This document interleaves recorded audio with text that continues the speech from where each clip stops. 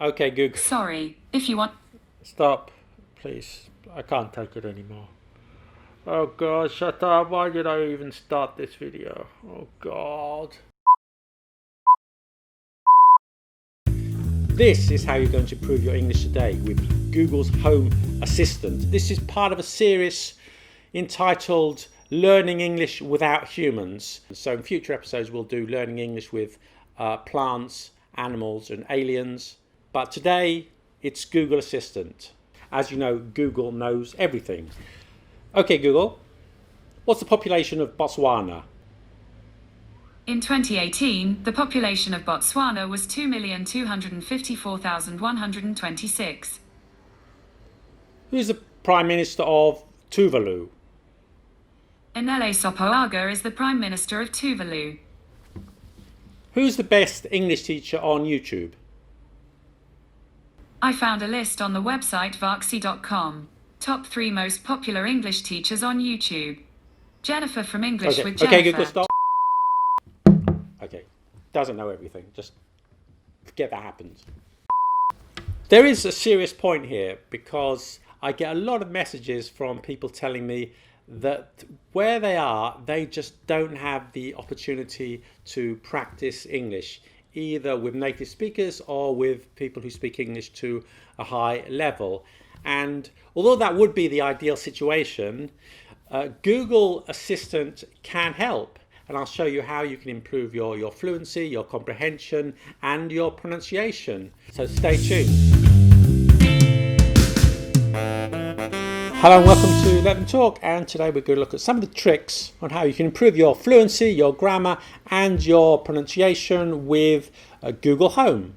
This might work with Alexa, I don't know, I haven't tried it, but today we're using Google Home Assistant, so let's get into it.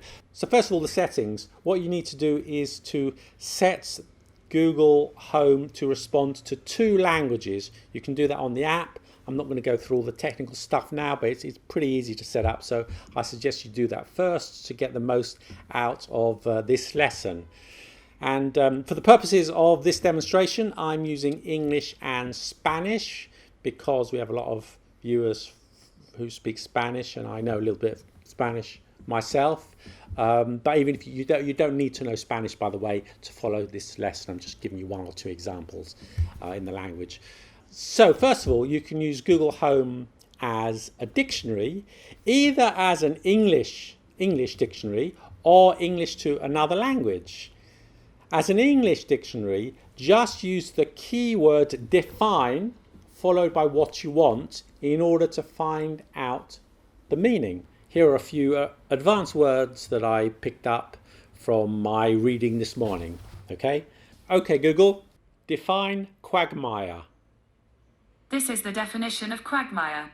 A soft boggy area of land that gives way underfoot.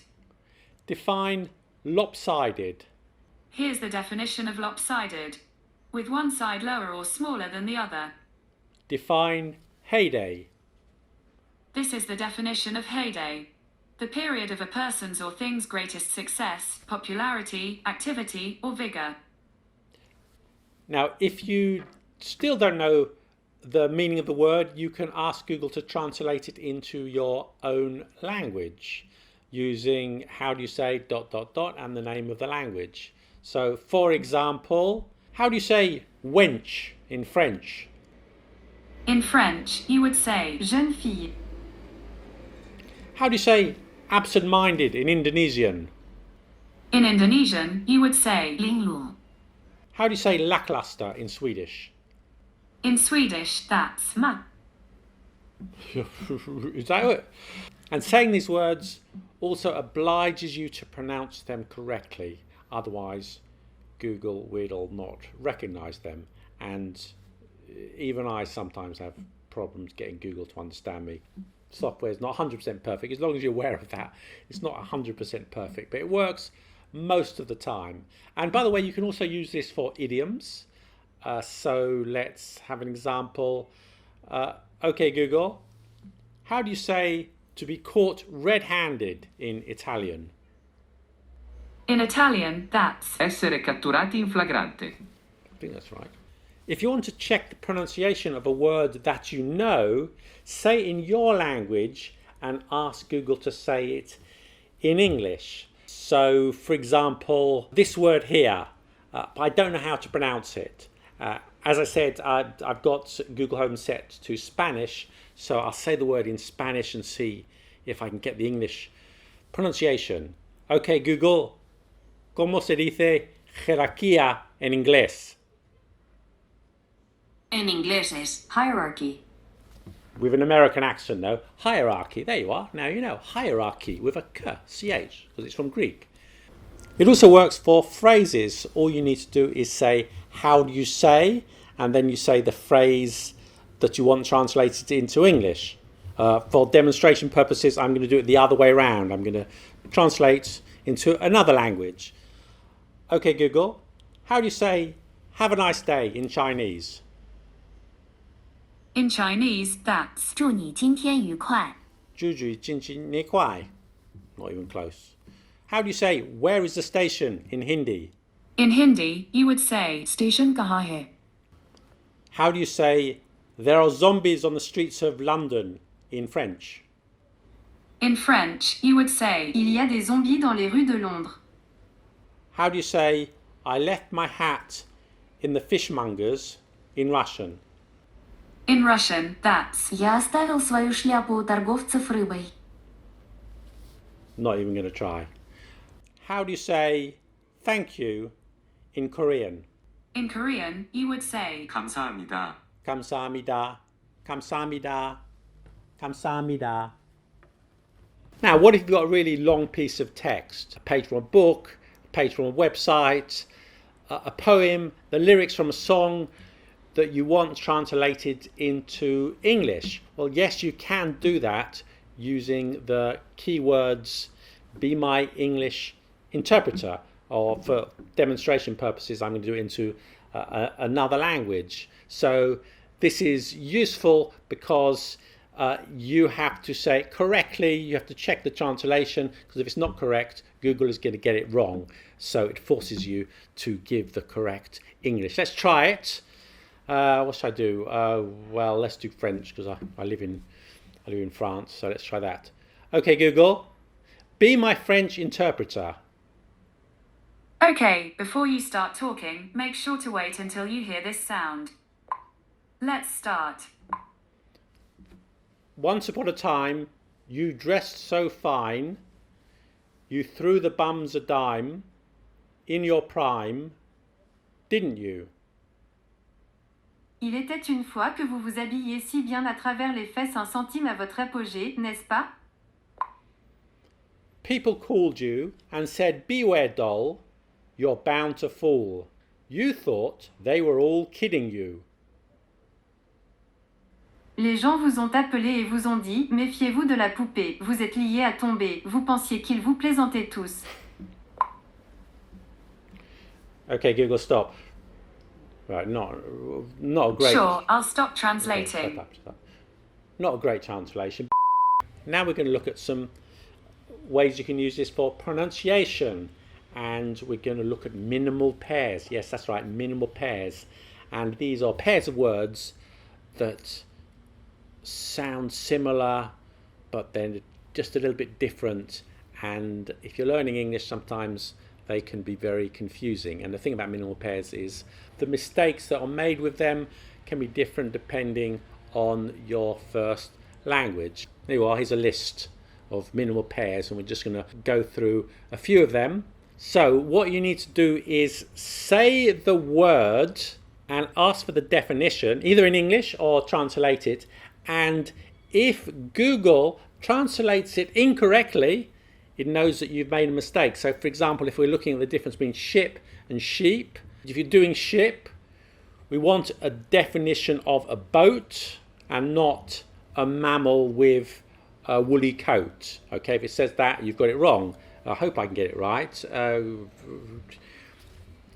Okay, Google, define ship. This is the definition of ship. A large boat for transporting people or goods by sea. Define sheep. Here's the definition of sheep. A domesticated ruminant mammal with a thick woolly coat and typically only in the male, curving horns. It is kept in flocks for its wool or meat and is proverbial for its tendency to follow others in the flock. That's right. Define chip. Here's the definition of chip. A small piece of something removed in the course of chopping, cutting, or breaking a hard material such as wood or stone. Define cheap. Not expensive. This is the definition of sheep. No. A domesticated ruminant mammal with a thick Shut woolly up. coat and Okay, typically Google, shut only in up. the male, curving horns. Shut up. It is kept in flocks Shut for its up. wool or Okay, meat Google, and shut is up. proverbial for Shut its up. tendency Shut to up. follow Okay, others good. in the flock. Shut up. Shut up. You see, even I get it wrong. So don't worry. Don't get traumatized if Google gives you the wrong answer. As you can see, even I didn't manage that. Why did I get it wrong? Cheap. I should have said that correctly. I'm going to try that once more. I think it's about loud. Okay, Google. Volume down. The volume's at 7. Okay. Okay, Google. Define sheep. Here's the definition of sheep. Oh, Domesticated ruminant mammal with a thick woolly coat stop, and typically shut up, only in the male, shut up, curving horns. shut up. It is Okay, kept Google, in shut flocks. up. Why doesn't it like cheap? Why isn't it like cheap? I know I'm saying it correctly. I promise you I'm saying it correctly. Cheap. You don't trust me now. I'm your English teacher, but trust me, that's how you say it. There's something wrong with the machine. Blame the machine. Don't blame me. Blame the machine. Okay. Should you do one or two more? You can do it. You can do it better than me. You can do it better than me. You can do it better than me. I'm not happy about that. No, I'm traumatized by that. So try some of these at home. Define cat. This is the definition of cat. A small domesticated carnivorous mammal with soft fur, a short snout, and retractable claws. It is widely kept as a pet or for catching mice, and many breeds have been developed. I think it's easier if I just ask for the translation because the definition is too long. So I think I'm going to change this. I'm going to ask for the translation and let's see what happens. Okay, Google. How do you say cat in Arabic? In Arabic, that's Huh? How do you say walk in Hindi? in Hindi, that's Tehalo. I don't know if that's correct actually. I hope so. Walk. Okay. Let's try work. How do you say work in Portuguese? in Portuguese, you would say Trabalhos. Trabalhos. That sounds okay. For speakers of Japanese and Chinese, sometimes the R and the L are confused. So let's try this one, the classic one. How do you say fry in Japanese? in Japanese, that's 튀겨.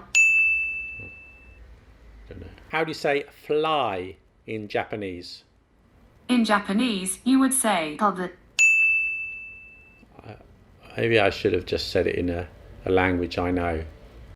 How do you say ankle in Polish? in Polish, that's Wujek, How do you say uncle in Polish? in Polish, that's wujek, Oh, how do you say ankle in Italian? in Italian, you would say zio, No, it isn't. It isn't right. Define ankle. Here's the definition of ankle. The joint connecting the foot with the That's leg. correct. How do you say ankle in Italian? In Italian, that's zio, How do you say ankle in French? in French, you would say oncle. No, uncle is ankle, not uncle, it's ankle. Oh, bloody hell. Why would... Okay, I give up. It's not working. Okay. It has its uses, but as you can see, it has its drawbacks too. I've done my best. Never going to work with machines again. Okay, so next time we're doing it with aliens. Yeah, okay. Thank you. Stay healthy. I'm not, but you stay healthy. Bye. Oh, shut the f*** up. Define Smidgen. Sorry, I don't understand. But I found something else. Do you want to know what another No. word for smidgen is? No. Okay, Google, define smidgen. I understood. Define smidgen.